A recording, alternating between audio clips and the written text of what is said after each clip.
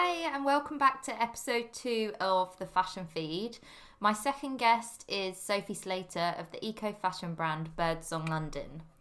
Sophie started the brand with Sarah in 2014 as they were inspired by the great skill and creativity in women's community groups, but frustrated by their financial insecurity in the context of budget cuts and rising rents. With the fashion industry addicted to Photoshop and wholesale exploitation of millions of female garment workers worldwide, an ethical fashion brand championing women from worker to wearer was born. With designer and head of production Susanna on board, the team is on a renewed mission to create beautiful, sustainable clothes that empower the wearer, the worker, and the community that binds us together. Starting with just a couple of grants in the bank and the Experience of the Year Here programme for social entrepreneurs, Birdsong has to date channelled tens of thousands into women's organisations in London, whether funding retirement home improvements in Enfield or sewing classes in Bow. I first came across Birdsong after seeing their pop-up event in Beyond Retro, Dalston, in the run-up to Christmas last year. I'd only been self-employed for 3 months and was looking to widen my network as much as possible. Having checked out their website and saw they were working on some really cool projects, I knew I wanted to make the effort to go and meet them. It was pouring with rain and the overground was delayed, surprise, surprise, but I wanted to support them on their opening night. I turned up to the shop with sweat dripping down my face after being on a packed train, and the team was so friendly, offered to take my coat and gave me a fair trade lemonade, which was very on brand, even down to the tiniest details. The shop looked amazing and had large photos of the female makers and producers of the garments with a bio, and Sophie told me about each person individually. I could tell there and then how much it meant to them to be working personally with these women and making a change. At the beginning of this year, I got back in touch with Sophie to interview her for the podcast, as the team have such an interesting and important story to tell. We met in their eclectic office off a quiet side street in Euston, and this episode we cover diversity, transparency and controversy within fashion, get really nerdy about ethical sourcing in London in particular, building a company around your own personal values and beliefs, starting from a point of feminism and how that shaped the brand, and poverty and exploitation in the UK manufacturing industry, and we touch upon Brexit and the projects they're working on within that. Sophie gives some epic advice in this episode, and I really hope you enjoy it as much as I did. Hi Sophie, welcome to the Fashion Feed. Would you like to start by introducing yourself and explaining a little bit how the brand started? Yeah, sure. Hi, thanks so much for having me. I'm Sophie Slater and I'm one of 3 co-founders of Birdsong. And one of us, Susanna, who's our main designer, came from an ethical fashion design background. And then a few years earlier that, me and Sarah were working in charities, and I'd always had a love of fashion but couldn't quite reconcile the fact that it was exploited labour and that not a huge amount of diversity in the way that models were portrayed, and also just the kind of like unsustainability of it as well, which I was less aware of then, but I think has obviously come to the fore massively. So when was that? When became aware of it. Yeah. I think, well, I worked as a teenager at a retail assistant at American Apparel, which I don't know if you remember. Yes. Pretty controversial brand. Yeah. And they kind of used organic cotton quite a lot. There was always like a little sub-line to their main line, and I just remember reading on the back of the packets as I was trying to like clean them every day and like stack the shelves about organic cotton, and kind of being a little bit more aware of that. And also I used to work for a vintage company when I was like a teenager while I was at school as a summer job, so I was kind of aware of the fact that that was more environmentally kind of friendly, but I think it wasn't until Suze joined the team and we got really geeky about sourcing that I started to learn more about like micro fibres and plastics and things like that. But it's always kind of been at the back of my mind. Like, my dad worked on environmental stuff for Newcastle City Council, so I remember him bringing home like Al Gore's The Inconvenient Truth when I was like 15 and I watched it and didn't sleep for a while. So I was always like a little bit of a Lisa Simpson when it came to those issues. Like, it was always the kind of thing that would keep me up at night. And we're really lucky that we get to work and build a company that, you know, doesn't clash with any kind of values, or if it does, there's room to improve. And I think there's always room to improve. Like, at the minute you know, we use eco-friendly, biodegradable, organic fabrics mostly, and buttons made out of nuts. But I'm still worrying about like the threads. Yes. And like Susanna's still looking into things like that, so that it can be completely and fully. And even then, thinking about stuff like how to make it circular or cut back on, like, you know, we make scrunchies out of all the offcuts of like stuff, but there's still always things that get through the cracks. So I think it's quite lucky that we were kind of fashion industry outsiders, because we see things really differently. There's no like given way to do it. Kind of gone against the grain a little bit. Yeah, exactly. We just kind of like built our own way of doing things, which has been hard, and I think for a lot of time we realised we were doing it in a really convoluted, weird way. But sometimes you've got to do it to realise that. Exactly. Yeah. But it's also been quite beneficial in the way that there is no kind of given or set path to how we thought we should build a company. Yeah. So we have built it around our values, and that is around sustainability and living wage and treating people with dignity and respect in their work, basically. So you were, obviously it's been in your childhood, like growing up, and then in your work. So what was the transition from American Apparel to Birdsong? How did you get from one to the other? It's interesting because I learned all about kind of sweatshops and fair wages and vertical integration while I was working there, because I was a little nerd and I'd like learn as much about the company as possible, and then got really into feminist campaigning and was like, actually this is a company that on one hand has really good values in the manufacturing side, but really jars with my feminist beliefs on the other side. Because the models they used were always quite quirky, weren't they? Yeah, I mean, they didn't Photoshop anyone. They had a really like quite good diversity in terms of models, because it was based in LA and it was a lot of street casting, but it was more basically the CEO got he got like a restraining order from the company. They put a restraining order towards him because he was like sexually assaulting staff and acting inappropriately. Oh my God. And the advertising authority standards like banned a lot of adverts because they were really sexually objectifying. And I think like it was really tricky because there was quite a lot of the people who worked at that company were really amazing, and they've gone on to start their own ethical companies, like places like Everybody.World. I think there's like a few more it's kind of like a hydra, like the head's been cut off and lots of people have come from it. But Dov, the CEO, was like just really just like preying on really young retail staff and acting really inappropriately. And there's a Guardian article that came out about him a couple like months or years ago. Maybe we'll link to it. Yeah, about him. He's even trying to like chat up the interviewer. Like he's just really inappropriate. And like as an 18-year-old, I was really naive, like really young. Gave my CV out at the shopping centre to every single shop, and they're the ones who called back. Yeah. And I loved working there because I met loads of amazing people and learnt a lot, obviously. But you know, Dov would send newsletters saying, if you want to wear this see-through top without a bra on, that'd be great. If you want to wear this little tiny skirt, not to me personally, but to all the retail staff. And given in that it's a lot of quite young teenagers, and at that point, I don't know. I think they've definitely just wouldn't happen now. Yeah. I think it was in the heyday of kind of retail staff being treated that way, because we had Hollister next door, who also got in trouble for doing things like sending someone with a disability to work in backstock, for example, because they didn't fit in with the brand image.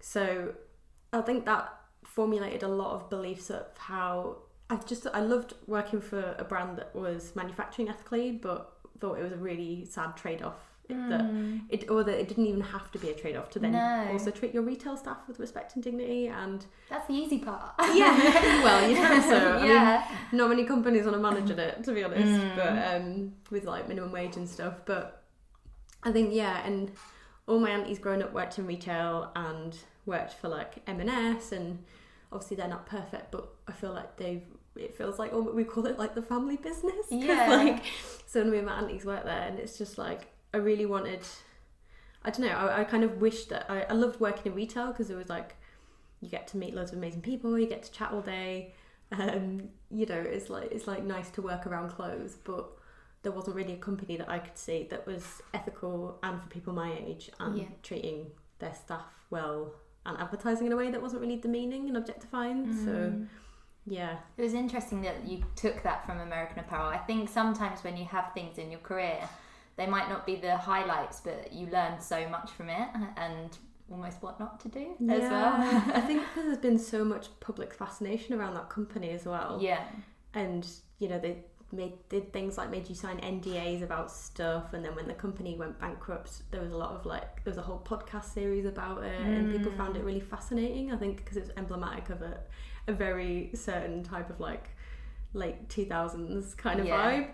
So I got quite geeky about it, having worked there for a few years, and talked to a lot of my colleagues about it, about the culture and everything that went wrong. Yeah. It was kind of like being able to do an autopsy of a company you've worked for. Yeah. Even if it's just like a minimum wage retail. Yeah. So did Sarah work there as well, or did you meet her later? No. So basically, we both did a free alternative postgrad in London. Okay.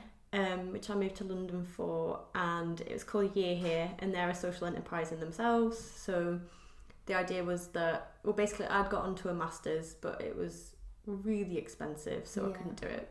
But I'd saved up a little, and my friend happened to have a spare room, so I moved down to London to do this course, and it was we were kind of guinea pigs. It's like an amazing, fully fledged company now. They've got a big team and a nice shiny office, but at the time it was just kind of these two blokes running it.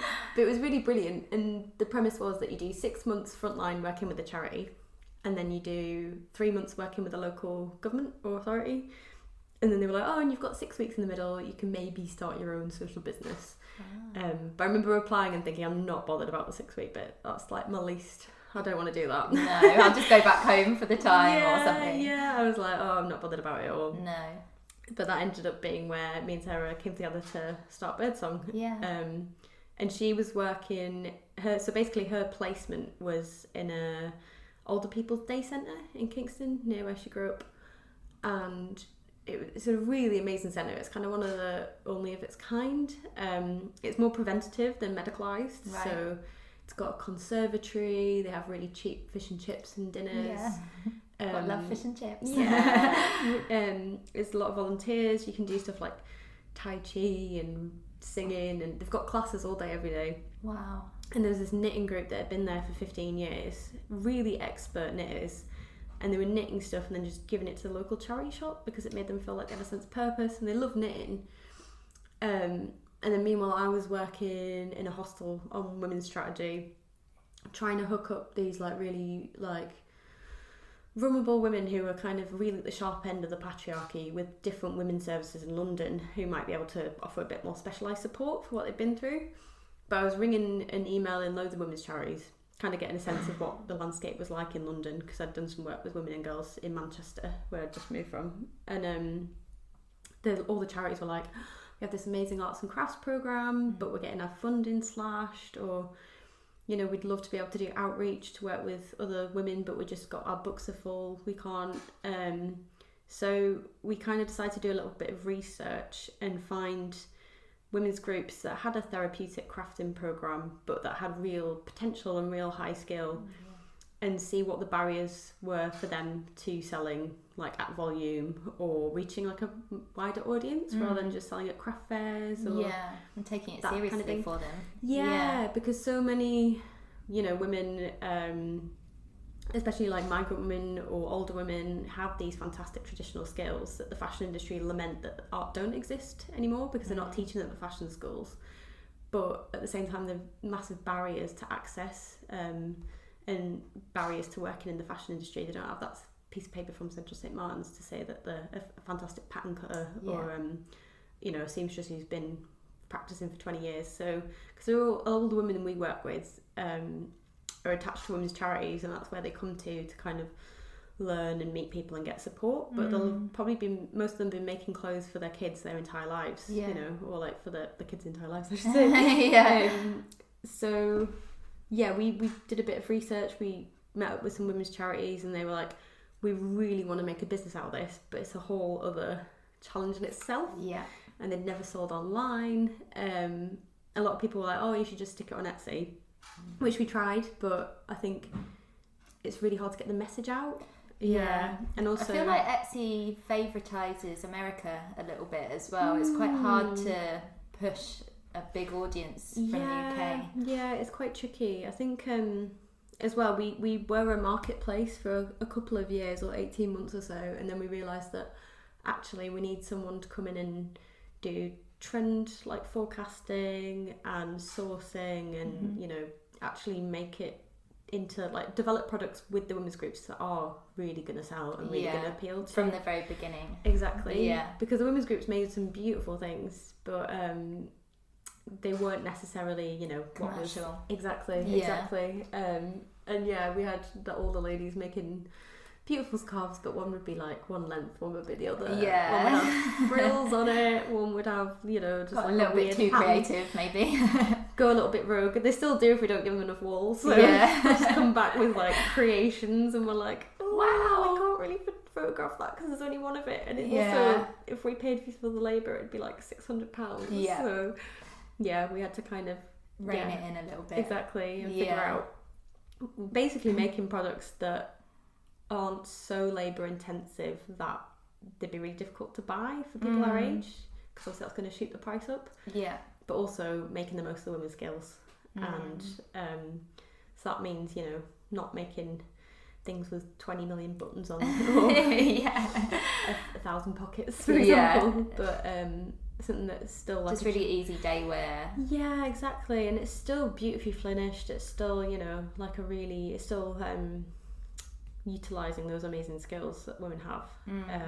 But yeah, hopefully not completely inaccessible, because we have got higher prices than some people are used to, but we try and keep in line with, you know, the top end of the high street, because we didn't want to be another luxury fashion brand, basically. Yeah, and having the sustainable fashion is only for the wealthy. Exactly. Tag. Yeah, it's really tricky, because I think people should be able to afford to shop and buy clothes that last them a long time and are good quality and are good for their skin, and I think wages need to go up in order for that to happen, because the true cost of the product is, you know, what we're pricing it at. So I think also people on lower incomes do get ripped off by being sold things that don't last, because they have to replace them so much more. But unfortunately wages have been pretty stagnant for the past 20 years. So what other communities are you working with? So you've got the old ladies, old elderly, or whatever the word is that they prefer to use at the moment. That is that the same company that you're still working with now? Yeah, so and then some more as well. One group of older ladies are based at an Age UK day centre in Kingston, and actually a few of the ladies have retired since we retired from their retirement day centre and gone into like either care or different housing. But we are developing products for the spring as well, and then, which always happens when you're working with older people, it's really sad. But we have been working with them for 5 years, so there's been a couple of people who are a bit too old or ill to work with us anymore, but still in touch. And then it's lovely that they've had a project to work on, though. Yeah, it's been really good, and sense of purpose. We've got a video up online actually, but they've paid for the renovation of a lot of their day centre with the money from the scarves and jumpers they've made, which is really nice, because they can. It's centres for everyone, but it makes them feel really like they've contributed massively, which, you know, some of them have been going for 20 years, so it's really nice for them to feel like they're giving back, because they donate their money to their day centre, whereas all the other charities, we pay living wage and then a little stipend to the charity on top. So with them and another knitting group in Enfield, who work in a public kind of space, like a library, and then we work with a woman called Mona, who's got a community sewing room on a housing estate in Poplar, and she machine embroiders a lot of our slogan t-shirts. And we've got a group of soon to be screen printers actually.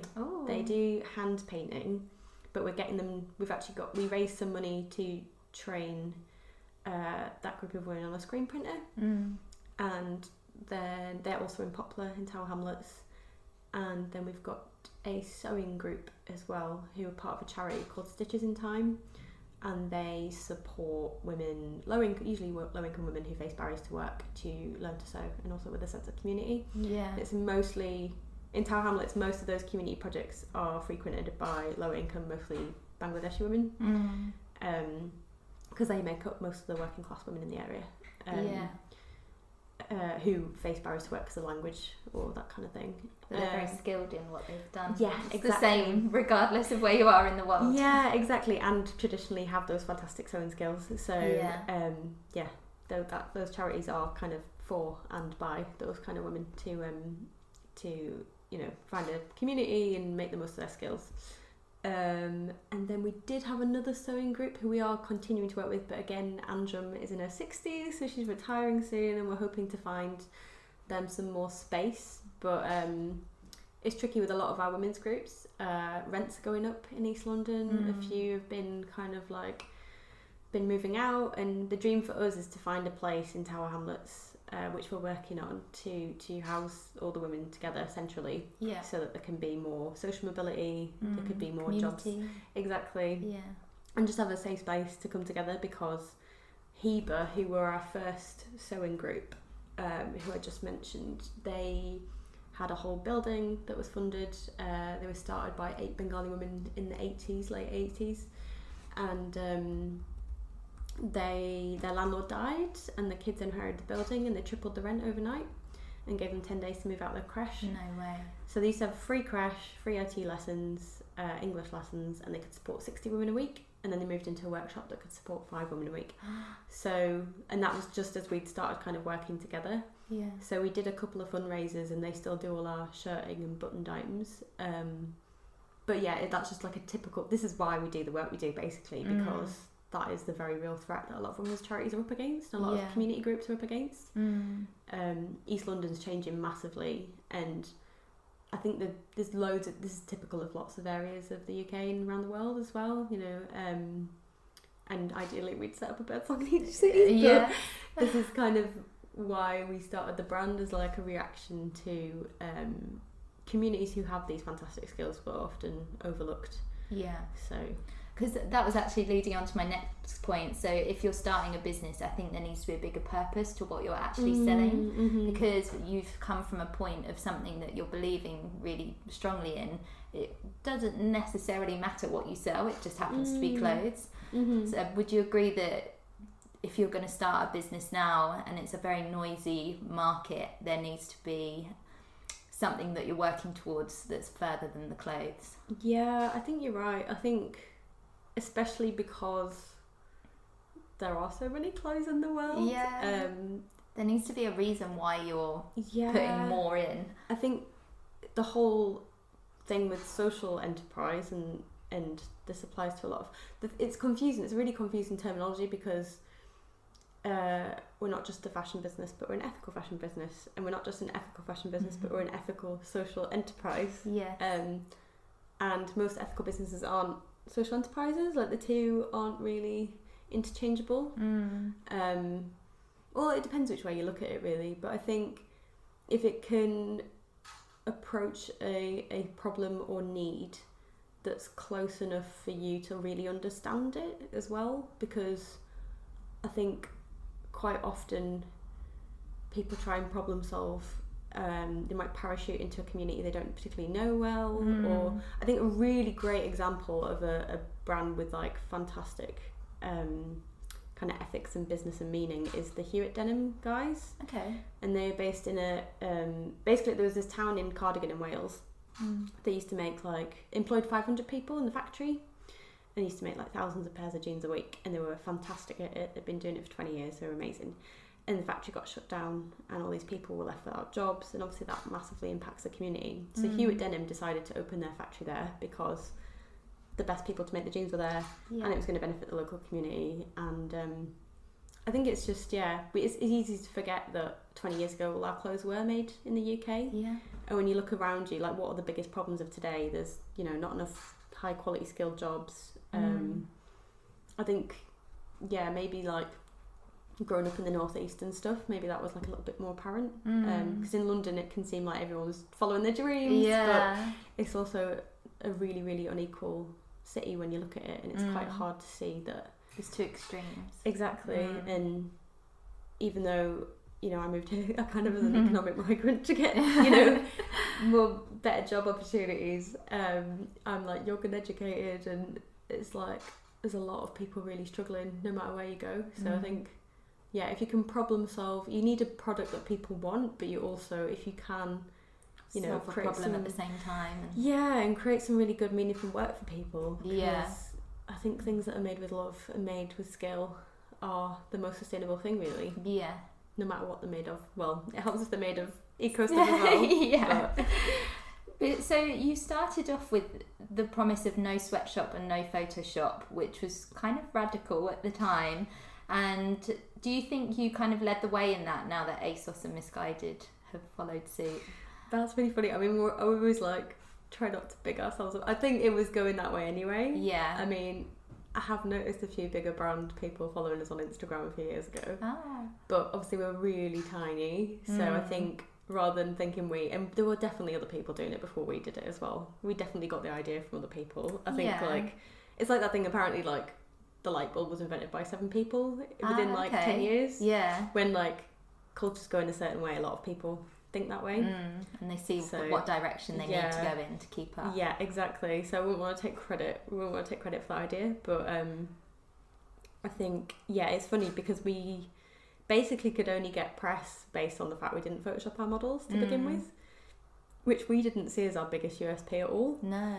And then that's just the final point. It's like, how did it get onto the model? It's interesting as well. Exactly. But we were really grateful for the opportunity to get a bit more of attention. Yeah. And through those interviews, we were able to talk about our social mission more as well. But it was interesting because obviously now it's quite commonplace and just standard, I think, which is great, which is amazing. That's kind of the aim, isn't it? That it becomes mainstream. Totally.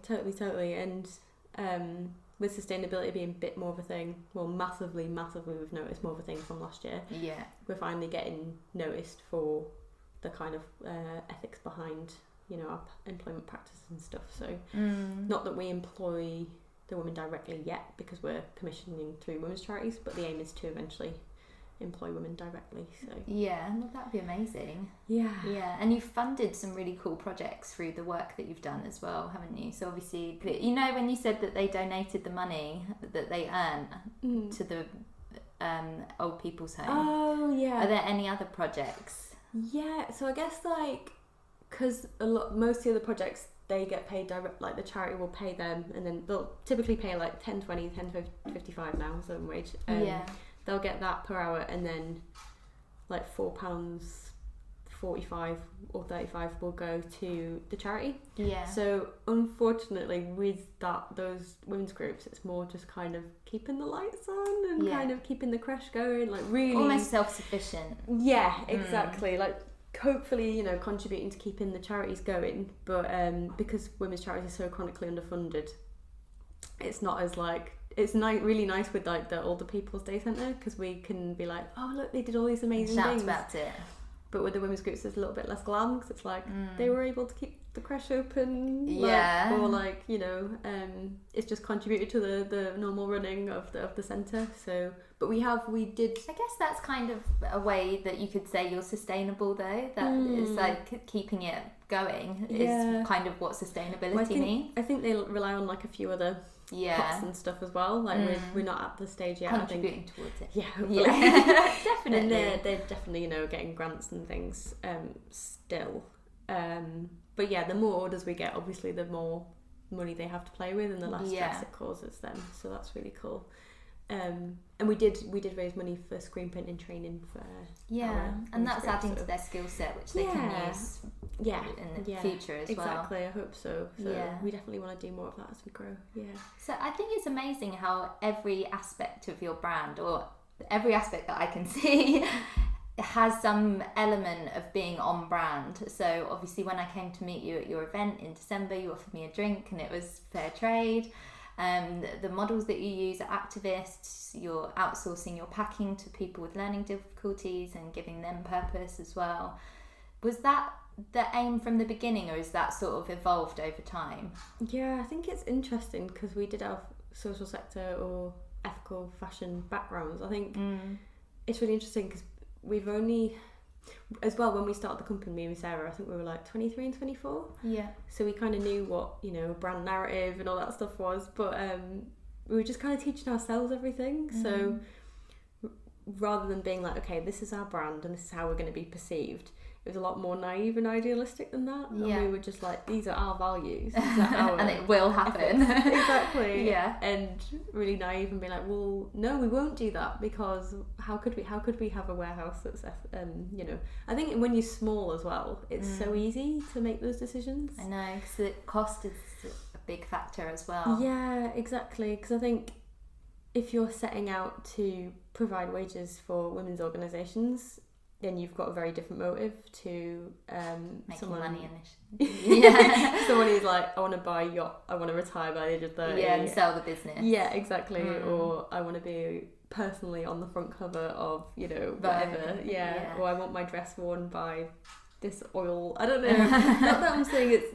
I think, you know, obviously I have such love and respect for like, and I think fashion designers are a completely different world to like retail and like big business. Obviously, like fashion designers have like, you know, an amazing vision for their company, and they just want to create something like really cool that people love a lot of the time, or that's a piece of art. But then and it's like a creative expression. Exactly. It just happens to be fashion. Exactly, and it's just a medium. It's like us, the clothes are a medium for what we want to do. Yeah. Whereas big fashion business is about shifting units and making money. So. And, you know, and clothing people. And you could say that there are some nobler kind of aspirations in the democratization of fashion and having, you know, clothes that are ready available to everyone. And there is a certain virtue in that. But I think we've kind of surpassed that. And I think that's shown by the sheer volume of stuff that the high street is pumping out. I think also you can see the demise of the high street at the moment. And it's because there isn't a purpose behind it. And when things go wrong, they give up. Whereas when you're coming from a point of purpose, if things kind of get hard, it just makes you want to work even harder rather than just be like, okay, it's the end now. You know, we're not shifting units anymore. So it's time to end it. Whereas I think that would give you almost like a renewed sense of determination. Yeah, I hope so. I really hope so. I think, I mean, you know, there's pros and cons to everything. And obviously we are such a small company, we can't hope to clothe everyone. And I'm not going to say that, you know, mums trying to buy their school kids trousers every half term should be stop shopping it out or whatever. But you know, everything's got a purpose. But I think we are trying to make a blueprint and alternative for people who are seeking it, basically. And which I think there's a lot of people from now on it's going to happen, because hopefully. I was going to ask you sort of what your thoughts are on the current fashion industry and where it is. And I was speaking to somebody yesterday, and I think it's grown too quickly, and that's kind of why the factories are the state they're in at the moment, because they've had to meet the demand, and by doing that they end up having to cut corners. So I've just wondered what your thoughts are. Yeah, totally. I think it's really interesting, because I think a lot of the reason people get kind of like turned off a lot of like eco stuff or like ethical clothing is because, one, it's more expensive, so that's like really inaccessible to a lot of people, and also a lot of the onus is placed on the individual to feel bad and kind of you know, like, oh, we need to change our consumption, and that's not as acceptable to everyone. And I think actually I went to this amazing lecture at LCF for their global fashion conference, which we kind of spoke at briefly, and they're saying actually no, it's the brands producing ridiculous amounts, more than any of us could ever buy or wear. And then hiring people. There's a high street brand who've hired the people from Cambridge Analytica to do their digital marketing. They're the ones spending millions of pounds, like trying to psychologically influence us to want things and buy things. So that you need it as well. Yeah, exactly. This is going to change your life. Yeah, exactly. So it's really hard. I think the onus has been put on individuals for too long, and it's brands' responsibility to just stop making poor quality, you know, tap. Exactly. Because it's stressing, and it's really sad. I don't know if you read about I think it was last week, there was a big protest by Bangladeshi garment workers. And there was like 3,000 people on the streets. Yeah, and someone was killed. I think it was a woman, had a brick thrown at her and died, which is disgusting. That people, you know, that she's trying to make a change. Yeah, and I think at least that kind of stuff's getting reported on more now. And I think since Rana Plaza, people are definitely more aware. I think as well, the fact that like Stacey Dooley did a documentary about the state of the fashion industry is amazing. Remember the week that came out, I was doing loads of different public speaking kind of opportunities, and I was speaking to 17-year-olds, a group of 90-year-olds or like 60-year-olds, Yeah. and like every demographic was I've like, seen it. oh, Stacey Dooley, I know what ethical fashion is now. Yeah.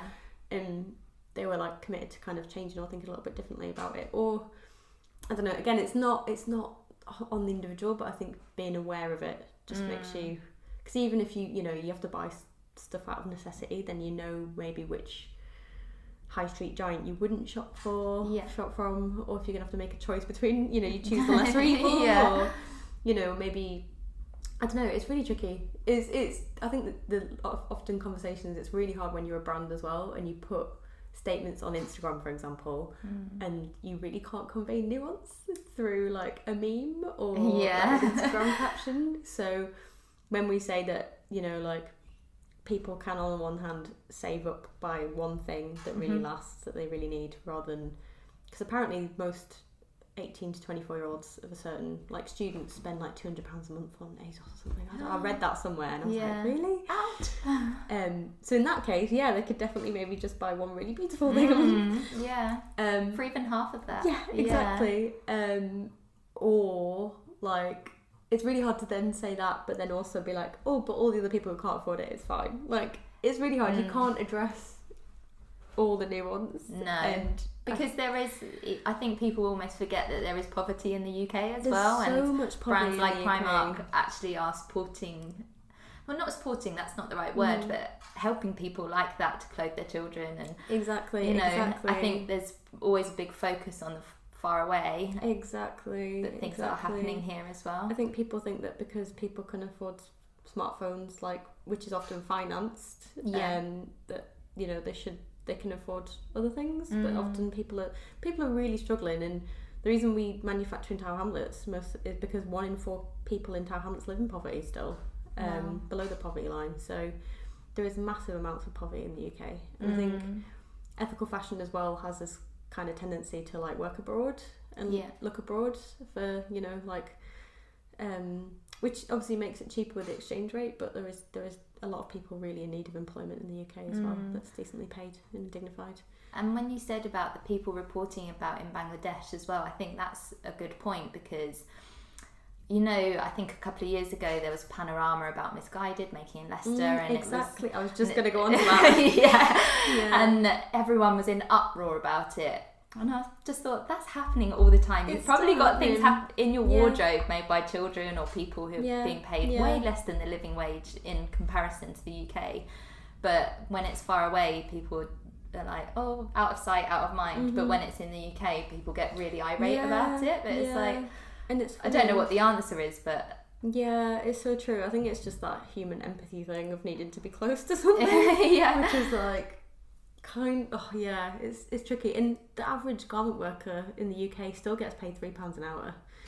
And there are still sweatshops in Leicester. There were sweatshops in Whitechapel. Topshop were found using 10 years ago. So it's really, it is still close to home. Like, I think no matter where your clothes are manufactured, there's structural classism and racism that keeps often young working class women of colour on the poverty line, and they deserve dignified, well paid work. And it can be done. You're showing that it can be done. Well, we're trying. Well, like you said, even when I came in, it's like, it's not perfect at the moment, but I think the fact that you're even trying is way more than other people are doing. And because you are a lot smaller than somebody like ASOS, I don't know, whoever it might be, it's actually quicker to make things happen as well. You know, you don't have to seek approval from people or go through 3 meetings to get one thing signed off. We are tiny, and we use a pool of between 20 and 200 kind of women to make our clothes, so we know everyone by name. We've met everyone. The women that we mostly work with, we've been to their house for tea, so we do quarterly impact reports, but we check in a bit more than that. Impact report sounds quite formal, but we send someone neutral to go and have a chat and a cup of tea and ask how everything's going. I think it's good to still have structure, because when you are a small business, I mean, there's good and bad things about being small, but it can quite easily be brushed aside, that you need the regular check-ins with people. Totally. And it's like more of a kind of collective, collaborative approach, I think, as well. But you still need to to have things on paper Yes. that look good, to your funders or to your customers, or just for ourselves to keep ourselves accountable, really, because no one asks us to do that, but we want to make sure that everyone's having a good time. So that's the reason we exist. So if there's going to be a lot of people listening who are starting up a fashion brand of their own, what would your advice be to them? Oh, it's really tricky because we're such outsiders to the fashion business. I think as well, it's really hard work doing a fashion brand, and I think to that point, it's quite interesting that you are from an outsider point of view, because it might be a slightly different approach to your advice. I think as well, a lot of people study fashion design or they see fashion designers, and I saw this thing on is it One Granary, the Central St Martin's paper, and it was saying that 0.01% of fashion jobs are fashion design, or starting their own fashion business. And I think if you have got creative skills or creative itch, there's so many jobs and mediums, and photography. And also it depends what you're into. I think if you're really passionate about a cause, I feel bad because obviously we've started an ethical fashion business, but it was a really convoluted way to do to support the projects that we're supporting. But charities need really good quality bloggers and photography, and local artisans need really good VMing, and I think it's a lot to take on running your own business as well. And I think just find out what you love, because I think so much of fashion isn't just limited to clothes. It's art, it's politics, it's sourcing, it's culture, it's psychology. There's so much within it that keeps it fresh and exciting. I agree. And if you just cared about fabric, maybe just work with fabric. Because there are jobs that exactly are fabric technologists, fabric sourcing. But figure out what your kind of strengths and goals are, and try and get as much experience in that as possible, because we really, we've been trying to teach ourselves everything, and we're going to have to hire a lot more people to do different things, and we work with a lot of freelancers, and we've kind of gone through the painful process of being do you know what, I've spent hours trying to teach myself on YouTube, I've spent months on this project, and I'm just not very good at it, so just accept it. Love what you're good at, and sort of collaborate with people. It's really hard as well, I think, for all the talk of paying people well and stuff. I think when you are just setting out, it's good to work with your friends, because you can get favours and collaborate on something. Exactly. Yeah, because you still get both things out of it. I know one girl who does SEO, and she gets her nails done for free because the nail salon needs some SEO help. Exactly. And it's things like that it's mutually beneficial. Neither party's losing out. That's a perfect hookup. It really is, and it's so random as well. I think it go a little bit further than fashion and have a think about who can help you. Maybe it's your dad's friend who's an accountant. I don't know. That's a random example, but massively. I think as well, so much of our community we found through Instagram, or through I know loads of our photographers through blogging when I was a teenager as well. Really? They didn't know who I was, because my blog was rubbish, but I knew who they were. And when I was I think I might have you like one of my posts was, and they're like, oh yeah, you wrote that thing, or oh, we've met at a zine fair years ago, and my zine was rubbish, that's why I'm not working publishing. But theirs are really good, so now yours stood out. It's been rubbish, so but they're the ones who are now fashion editors, who were writing zines 7 years ago. So I think look to your outside interests as well. You never know who you're going to meet, and how it's gonna feed your your world and your passion. Exactly. I did something recently, and I went down to Ryman's and bought this big A2 piece of paper, and I wrote down everybody that I knew. We do that. Do you? Yeah, it was amazing. Because sometimes you just scroll through your phone and you're like, oh, I can't think of anything. But there's so many more people to who's on your phone. And we do that all the time whenever we've got a big project coming up. Yeah. Because I do spider diagrams of my friends. Oh, this person knows this person. Exactly, because I'm really visual like that as Me well. Me too, yeah. That's exactly what we do. And it's better than just scrolling through your Facebook looking for people you might know. Because that's soul-sucking. Yeah, exactly. Yeah.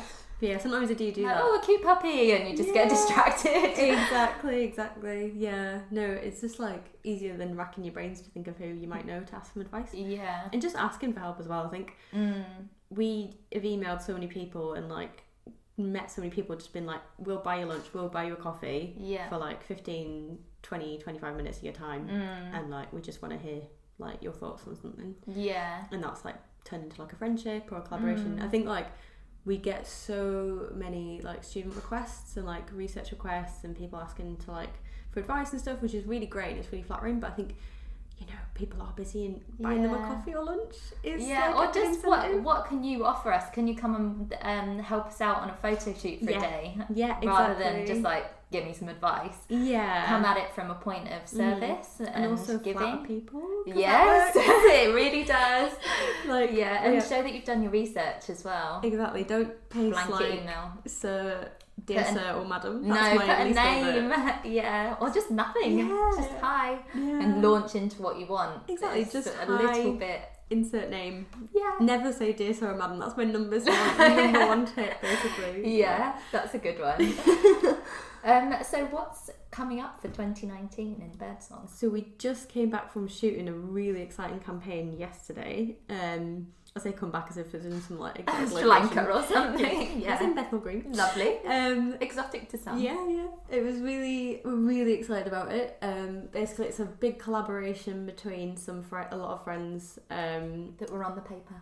Oh, probably. Actually, I'm trying to think of one of them. One of them works in publishing, and she's called Tamina Begum. She's an amazing fashion editor. She has been making her own publication called XXY magazine for a few years, and I was like fangirling over Instagram for ages, and then we finally met and we started working together, which is really exciting.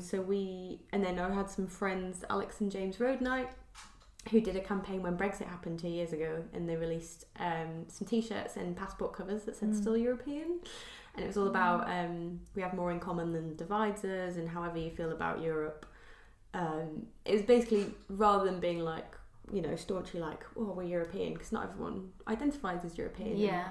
It was more about kind of bridging the divide and feeling a way to express that, because obviously so many people our age are really hurt. And we were like, well, why didn't you make them with Birdsong? So 18 months on, we've made some special limited edition t-shirts together. And Tamina's making a zine for it. And we shot on like 20-30 people, which is really nice. So we've got and everyone's kind of got accompanied by like a little portrait and interview of what Europe means to them. And we're also going to do a launch event where all the merchandise will be on sale, and we're going to have a panel from some really brilliant like activists working in migrant rights and refugee rights. To kind of figure out what we can do to reaffirm the sense of community during Brexit and come together and recognise that it's more than a yes or no vote. No matter what side you're on, how can we? Because hate crime's spiked since Brexit and it's not really gone down. And particularly to kind of like, particularly a lot of Islamophobic attacks. Obviously, a lot of the women that we work with are Muslim, so we wanted to do something that kind of acknowledged the really positive contribution that a lot of non-EU migrants give and contribute to the society. Exactly. You know, like that you will miss. Exactly. But even, you know, we don't want to be like just pro, you know, it's pretty pro-European, but, you know, recognising that there's nuance in that. And I think a lot of brands do big campaigns and it has to be catchy and have a hashtag, and hopefully it's really hard because we want so much nuance to come across, and I think that's why we did a lot of interviews and a lot of different people. But I'm really excited about it. And the t-shirts are beautiful, like sounds so exciting, organic cotton and really nicely embroidered, so by Mona, who lives in Poplar. So but that's our kind of main focus for the next month, and then we're bringing out new collections in April, which is really exciting. So and where can people find you if they want to sort of get involved or buy the product? Or so everything we only sell through our own channel, really. So it's www.birdsong.london, and we're at Birdsong London on Instagram, Facebook, Twitter, and our emails on the website, or just messages on social media because we're pretty good at responding. Spend too much time on social yeah, media. I know. I'm like, I'm really good at responding to my DMs because I'm always on there. Exactly, always on Instagram. Yeah. And it is just us, always on the Instagram. So yeah, definitely get in touch. And we're such a small company as well. We absolutely love feedback. I think that's the key to being an authentic brand as well. Is when someone calls you out, don't delete it. Like respond and like think about it. And keep learning. Exactly, just keep learning. So if you have anything to say to us, we love it. Just bombard us. Oh, thank you so much. I was fascinated by everything you were saying, and I think people are going to get a lot from it. Thank you so much for the opportunity. Thank you. See you soon. Thank you so much for listening. Everything Sophie and I discussed is in the show notes. So if you want to find out more about the brand, you can follow them at Birdsong London. If you enjoyed the episode and want to keep up to date with the fashion feed, just hit the subscribe button. It's totally free and just means it will automatically land into your podcast inbox every fortnight. I'd love to see you listening on Instagram, so just screenshot your phone and tag me at Elizabeth Stiles UK, and you can follow me over there for advice on running your own brand, industry news, and a huge dose of motivation when you need it the most. So thanks again for listening, and see you next time.